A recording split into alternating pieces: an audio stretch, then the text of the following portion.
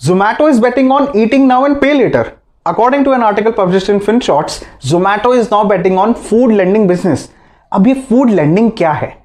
इसे समझते हैं. Suppose you're hungry and you want to order a pizza on Zomato. Now Zomato के payment options पर जाने के बाद आपको ये लगता है कि यार अभी ऑर्डर किया तो पैसे भी कट जाएंगे.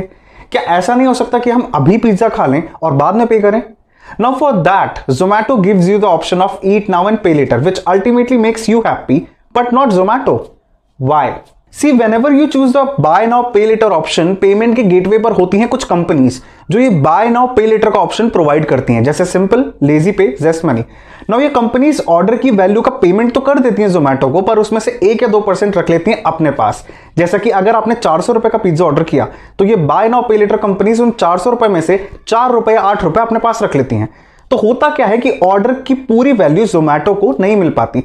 अब रोज हजारों लोग ये bye now pay letter option choose करते हैं, तो सोचिए जोमेटो को पर ऑर्डर पर डे कितना लॉस होता होगा. Now to counter this problem, Zomato अपनी खुद की buy now pay later company लेकर आ रही है. Now why Zomato is doing this?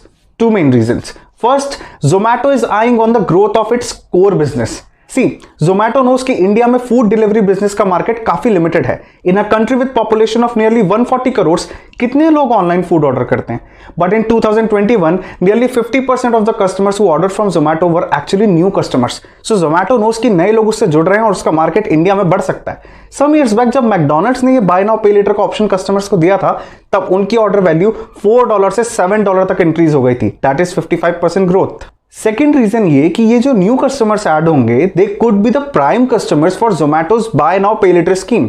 After all, it's a booming market. It is expected to rise by 15 times, $45 to $50 billion by 2026. Zomato also knows if they build out their own buy now pay later alternative, they could get more customers, because when people pay later, they used to order more. And if Zomato succeeds in doing so, they'll not only save money from buy now pay later, but they'll also be taking a high commission on orders. So it's basic business psychology.